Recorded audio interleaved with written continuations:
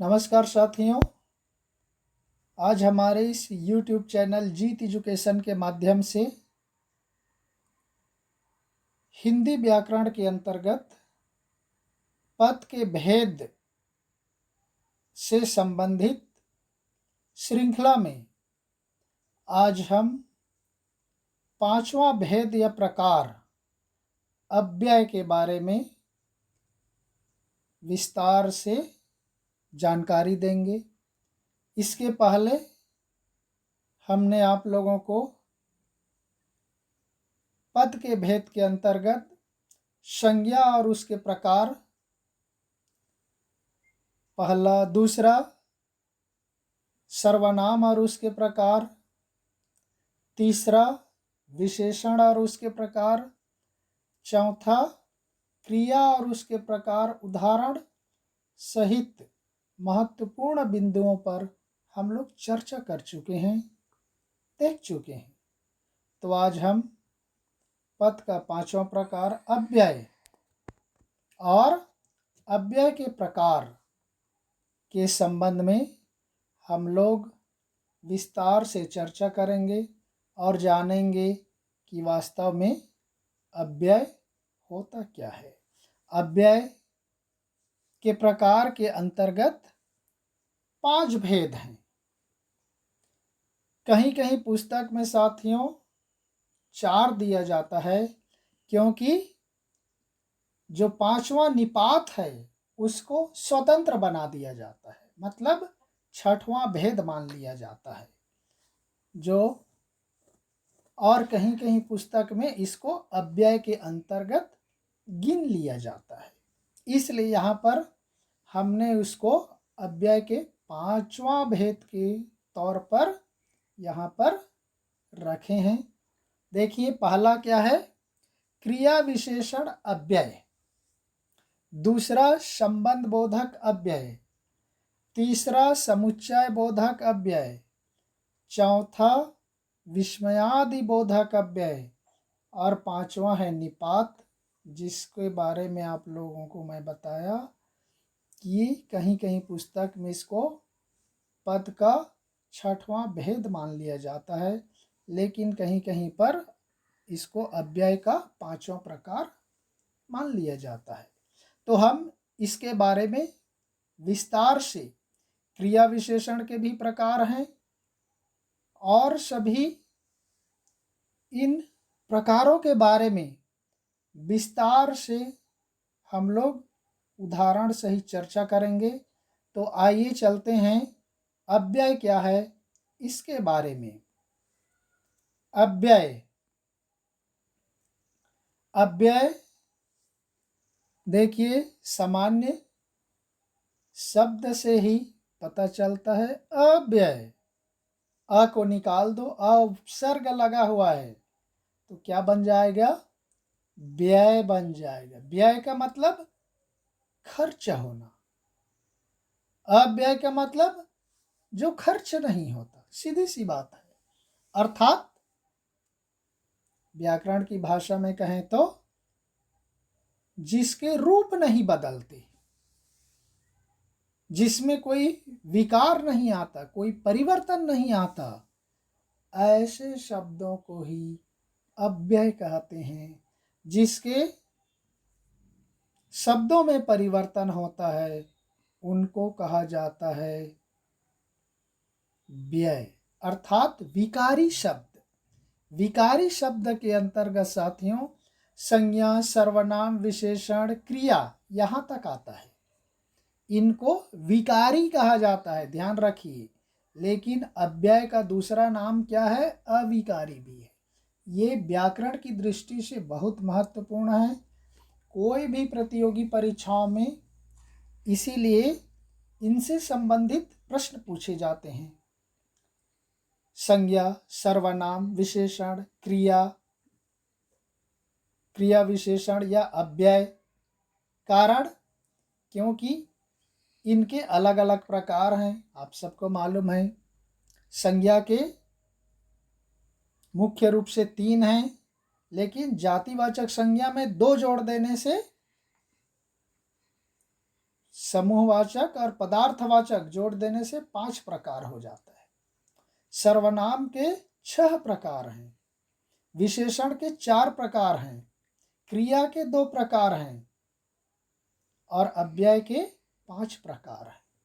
ये सारे प्रकारों से ही बहुत सारे प्रश्न जो किसी भी प्रतियोगी परीक्षा के लिए बहुत ही महत्वपूर्ण और उपयोगी होता है। तो ये अव्यय के संबंध में आप इन बातों को विशेष ध्यान रखिए, इन्हीं से ही प्रश्न बनते हैं। तो अव्यय को क्या कहा जाता है? अविकारी भी कहा जाता है, जबकि संज्ञा, सर्वनाम, विशेषण, क्रिया को क्या कहते? विकारी कहते हैं, क्योंकि उसके शब्दों के रूप बदलते हैं।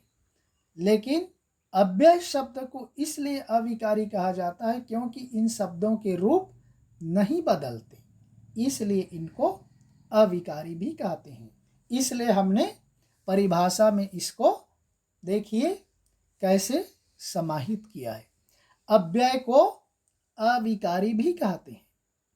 अव्यय का शाब्दिक अर्थ है जो व्यय ना हो, जो आपको बताया, जो खर्च नहीं होता, अर्थात उसके रूप परिवर्तित नहीं होते, चाहे उसको हम किसी भी वाक्य में प्रयुक्त करें, कोई भी सेंटेंस में उसका उपयोग करें, उसके रूप नहीं बदलते।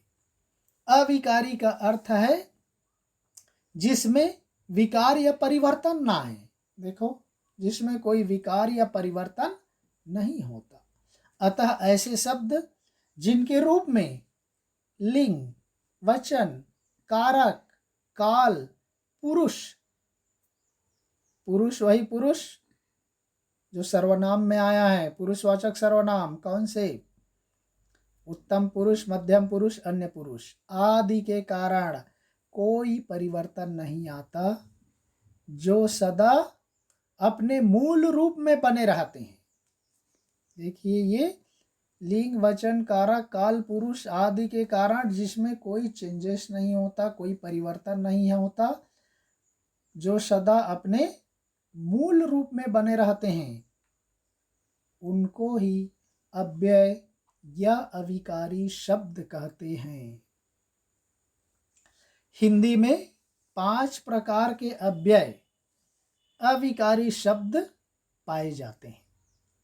पहला है क्रिया विशेषण, दूसरा संबंध बोधक, तीसरा समुच्चय बोधक, चौथा विस्मयादि बोधक और पांचवा है निपात। तो यहाँ पर पहला देखते हैं क्रिया विशेषण अव्यय।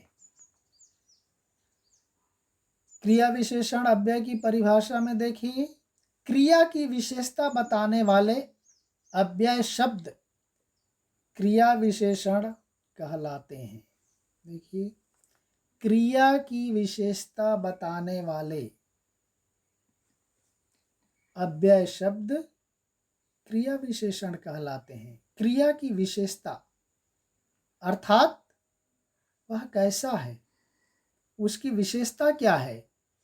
जैसे उदाहरण के तौर पर यहाँ पर देखिए, वह धीरे बोलता है। बोलना क्रिया है, क्या बता रहा है? बोलने की क्रिया की विशेषता बता रहा है। क्या? धीरे बोला जाएगा कि मोहन जल्दी जल्दी चलता है। चलना क्या हुआ? क्रिया हो गया। कैसे चल रहा है? उस क्रिया की विशेषता बता रहा है, जल्दी जल्दी चलता है। मोहिनी, दूसरा उदाहरण देखिए, मोहिनी मधुर गाती है। गाना क्रिया हो गया, इसलिए मधुर उस गाने की विशेषता हो गया। तो वो क्रिया की विशेषता, इसीलिए अव्यय को क्रिया विशेषण भी कहा जाता है। संज्ञा, सर्वनाम, विशेषण, क्रिया, क्रिया विशेषण ऐसा भी बोल दिया जाता है। ध्यान रखिए, अव्यय को क्रिया विशेषण भी बोला जाता है, अविकारी भी कहा जाता है, अव्यय भी कहा जाता है। तो इस तरह से मोहिनी के गाने की विशेषता बता रही मधुर। तीसरा देखिए, मोहन बिल्कुल थक गया है। थकना क्रिया है और उसकी विशेषता क्या है? बिल्कुल, अर्थात बहुत थक गया है। तो हमने वहां पर देखिए क्रिया के जो पहले विशेषता आया है, यहाँ पर पहले उदाहरण में धीरे, दूसरे उदाहरण में मधुर और तीसरे उदाहरण में बिल्कुल, उसको हमने बोल्ड में मोटे अक्षरों में चिन्हित कर दिया है ताकि आपको आसानी से पता चल जाए। तो इस तरह से देखिए जो क्रिया की विशेषता बता रहा है उन शब्दों को ही क्रिया विशेषण अव्यय कहते हैं। क्रिया विशेषण के और प्रकार हैं, 4 प्रकार हैं।